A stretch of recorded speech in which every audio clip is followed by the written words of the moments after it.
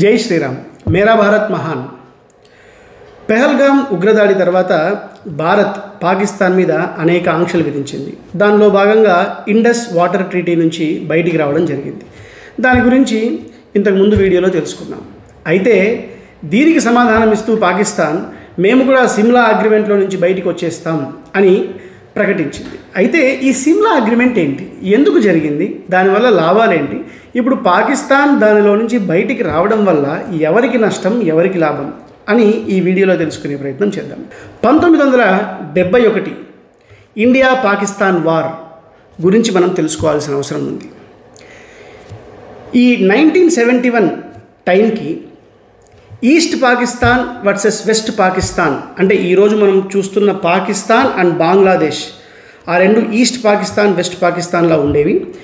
వాటి మధ్య ఎన్నో విభేదాలు తలెత్తి రాజకీయ సంక్షోభం పెద్దగా మారింది. ఇలాంటి సమయంలో వెస్ట్ పాకిస్తాన్ తన మిలిటరీని ఉపయోగించి ఈస్ట్ పాకిస్తాన్లో ఒక మారణకాండనే సృష్టించింది అని మనం చెప్పుకోవాలి. ఆ మారణకాండ ప్రభావం వల్ల ఎంతోమంది బంగ్లాదేశ్ నుంచి, అంటే ఈస్ట్ పాకిస్తాన్ నుంచి భారతదేశంలోకి వలసలు రావడం జరిగింది. ఈ వలసల సమస్యని, ఈస్ట్ పాకిస్తాన్లో జరుగుతున్న రాజకీయ సంక్షోభం, మారణకాండని చూస్తున్న భారత్ ఈస్ట్ పాకిస్తాన్లోని అనేక సంస్థల అభ్యర్థన మేరకు ఈ సమస్యకు చెక్ పెట్టాలని ఈ యుద్ధంలోకి ప్రవేశించడం జరిగింది. అయితే ఈ 1971 ఇండియా పాకిస్తాన్ మధ్య జరిగిన యుద్ధంలో పాకిస్తాన్ మిలిటరీ దళాలని పూర్తిగా నిర్వీర్యం చేస్తూ భారత్ ఘన విజయం సాధించింది. పాకిస్తాన్ ఓడిపోయానని అంగీకరించి ఆ ఓటమికి గుర్తుగా సిమ్లా అగ్రిమెంట్ సైన్ చేయడం జరిగింది. ఈ అగ్రిమెంట్ ద్వారా భారత్ బంగ్లాదేశ్ అన్న నూతన దేశ ఆవిర్భావానికి కారణమైంది. ఈ నేపథ్యంలో భారత్ పాకిస్తాన్ల మధ్య జరిగిన ఒక పీస్ ట్రీటీ, ఒక సండే ఈ సిమ్లా అగ్రిమెంట్. అయితే ఈ సిమ్లా అగ్రిమెంట్లో ఉన్న ముఖ్య అంశాలేంటి ఒకసారి చూసే ప్రయత్నం చేద్దాం. మొదటిది, ఈ Simla agreement largest military surrender of పాకిస్తాన్కి గుర్తుగా నిలబడింది. 2, ఈ సిమ్లా అగ్రిమెంట్ ద్వారా భారత్ పాకిస్తాన్ వాటి మధ్య సంబంధాలని శాంతి భద్రతల వైపు, సామరస్యత వైపు నడిపించుకోవాలని ఒప్పందం చేసుకోవడం జరిగింది. ఈ సిమ్లా అగ్రిమెంట్ని అప్పటి భారత ప్రధాని ఇందిరాగాంధీ గారు, పాకిస్తాన్ రాష్ట్రపతి జుల్ఫికర్ అలీ భుట్టో సంతకం చేయడం జరిగిందనమాట. ఇది జూలై 2, 1972 సంవత్సరంలో జరిగింది. ఈ సిమ్లా అగ్రిమెంట్ ద్వారా పాకిస్తాన్ బంగ్లాదేశ్ అన్నది ఒక కొత్త దేశము అని గుర్తిస్తున్నాము అని ప్రపంచానికి చాటి చెప్పింది. ఇంతేకాదు, దీంట్లో దాదాపు 93,000 మంది పాకిస్తాన్ ప్రిజనర్స్ ఆఫ్ వార్ని భారతదేశం వదిలేయటం జరిగింది. దీంతోపాటు ఇక మీదట భారత్ పాకిస్తాన్ల మధ్య తలెత్తే ఎటువంటి సమస్యలకైనా కానీ ద్వైపాక్షిక సమావేశాలు, అంటే బైలేటరల్ డిస్కషన్స్, అంతే తప్ప మూడో వ్యక్తి యొక్క ఇంటర్ఫియరెన్స్ ఎటువంటిది లేకుండా మనం మాట్లాడుకునేసి పరిష్కరించుకునే ప్రయత్నం చేద్దాము. ఎస్పెషలీ కాశ్మీర్ గురించి మూడో వ్యక్తి ఇంటర్ఫియర్ అవ్వకూడదు అని సంధి కుదుర్చుకోవడం జరిగింది. దీంతోపాటు 1949 సంవత్సరంలో యునైటెడ్ నేషన్స్ భారత్ పాక్ మధ్య సీజ్ ఫైర్ లైన్ అంటూ ఒకదాన్ని ఏర్పరిచింది.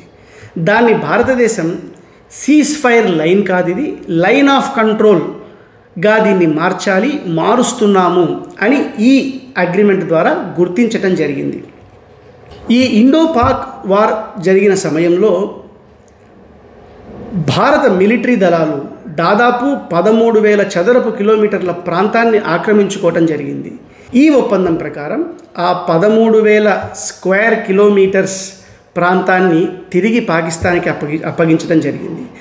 కాకపోతే కొద్దిగా ఇంపార్టెంట్ స్ట్రాటజిక్ లొకేషన్స్ అని అంటాము, అలాంటి ధోతంగ్, తుర్టుక్, త్యాక్సీ ఇలాంటి ప్రాంతాలను మాత్రం తన ఆధీనంలో భారత్ ఉంచుకుంటూ, అంటే దాదాపు ఒక 883 స్క్వేర్ కిలోమీటర్ల ప్రాంతాన్ని తన ఆధీనంలో ఉంచుకుంది. సో సిమ్లా అగ్రిమెంట్ ద్వారా ద్వైపాక్షిక సంబంధాలను మెరుగుపరుచుకోవాలి. దాంట్లో అనేక ముఖ్యాంశాలలో మనం చూసిన ఇప్పుడు కొన్ని ఇంపార్టెంట్ విషయాలని తెలుసుకున్నాం. అయితే ఈ సిమ్లా అగ్రిమెంట్ నిజంగా ఎఫెక్టివ్గా పనిచేసిందా అని అంటే, భారతదేశం ఈ సిమ్లా అగ్రిమెంట్ని సైన్ చేయకముందు, సైన్ చేసిన తర్వాత కూడా దీన్ని లెటర్ అండ్ స్పిరిట్లో ఫాలో అయిందని మనం చెప్పుకోవాలి. కానీ మనం గమనించామంటే 1999 కార్గిల్ వార్, దానికి ముందు దాని తర్వాత పాకిస్తాన్ అడపాదడప తాను ప్రత్యక్షంగాను ఉగ్రమూకలతో పరోక్షంగాను ఆ లైన్ ఆఫ్ కంట్రోల్ని దాటి ఎన్ని ఉగ్రవాద కార్యకలాపాలను సాగించిందో చరిత్ర చెప్తోంది.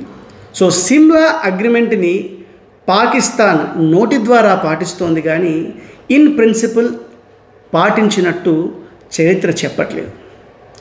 ఇప్పుడు కొత్తగా మేము పాటించము, మేము దీంట్లో నుంచి బయటికి వస్తాము అని చెప్పటం హాస్యాస్పదంగానే మనం చూడాలి.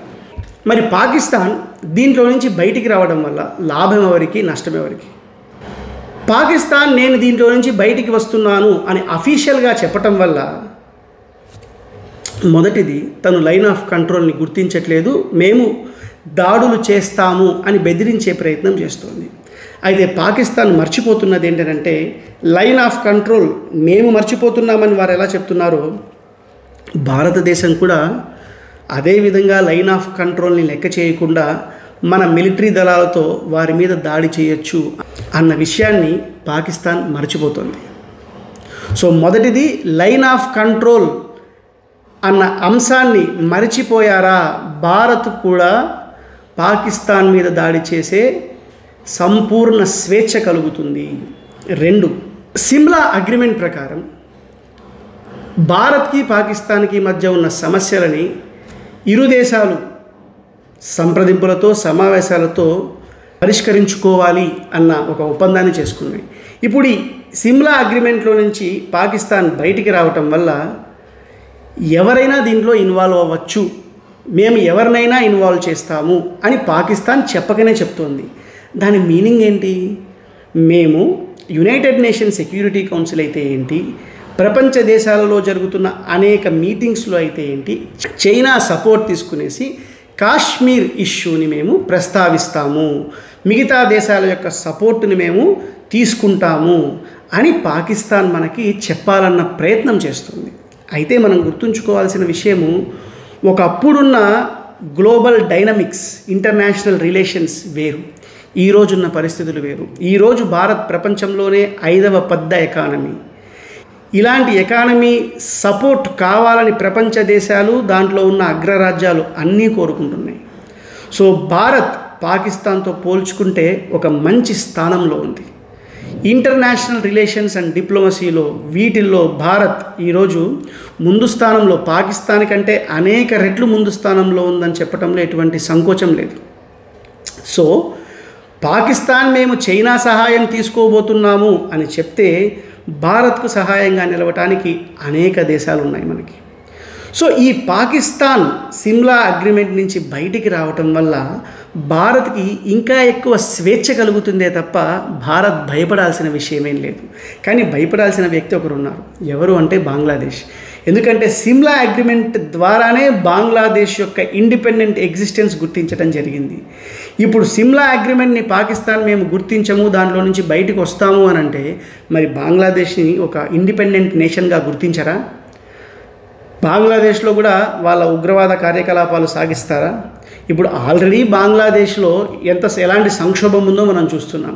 మరి ఇప్పుడు పాకిస్తాన్ చేసే దుశ్చర్యలకు కూడా బంగ్లాదేశ్ బలిపశువుగానే మారాలా?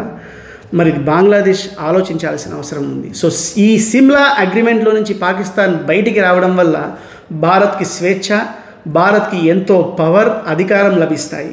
పాకిస్తాన్ నష్టపోతుంది, బంగ్లాదేశ్ జాగ్రత్తగా ఉండాలి అనే నిపుణులు విశ్లేషిస్తున్నారు. ఏది ఏమైనా మతం పేరుతో జరుగుతున్న ఈ ఉగ్రదాడులకు సమాధానం ఖచ్చితంగా చెప్పాల్సిన అవసరం ఉంది. ఇలాంటి సన్నివేశాలు ఎన్నో జరుగుతున్నాయి. ఎన్ని జరిగినా వాటన్నిటికీ మూలం మతమే కారణంగా మనం గమనిస్తున్నాం. మతం లేదు, మతోన్మాదం లేదు, మనమందరం సెక్యులరిజంని ఫాలో అవ్వాలని సూడో సెక్యులరిజం భావజాలాన్ని ప్రజలలో వ్యాప్తి చేయాలని ప్రయత్నిస్తున్న కుహనా మేధావులకి భారత్ ఈ పెహల్గాం ఉగ్రదాడులకు తను స్పందించే తీరు ఒక సమాధానం కావాలి, ఒక గుణపాఠం కావాలి. ఇంతేకాదు, సామాన్యుడికి సైతం నిజమైన సెక్యులరిజం డెఫినేషన్ అంటే ఏంటో అర్థం అవ్వాలి. ఎస్పెషలీ హిందువులకు సెక్యులరిజం అంటే ఏంటో అర్థం అవ్వాలి. వాళ్ళ దేశాన్ని, ధర్మాన్ని, దైవాన్ని కాపాడుకోవడంలో వీళ్ళందరూ ఉద్యుక్తులు అవ్వాలి. ఇలాంటి ఉద్యమానికి, మన జాతిని రక్షించుకునే బాధ్యతని మనందరం తీసుకోవాలన్న ప్రయత్నానికి భారత్ స్పందన ఒక పాఠంగా నిలుస్తుంది అని అనుకుంటూ, ఒక సామాన్య హిందువుకు కూడా భారత్ ఇవ్వబోయే సమాధానం ప్రేరణగా నిలుస్తుంది, భావి తరాలకి ఒక సమాధానంగా నిలుస్తుంది అని భావిస్తూ, ఆశిస్తూ, విశ్వసిస్తూ, జై శ్రీరామ్. మేరా భారత్ మహాన్.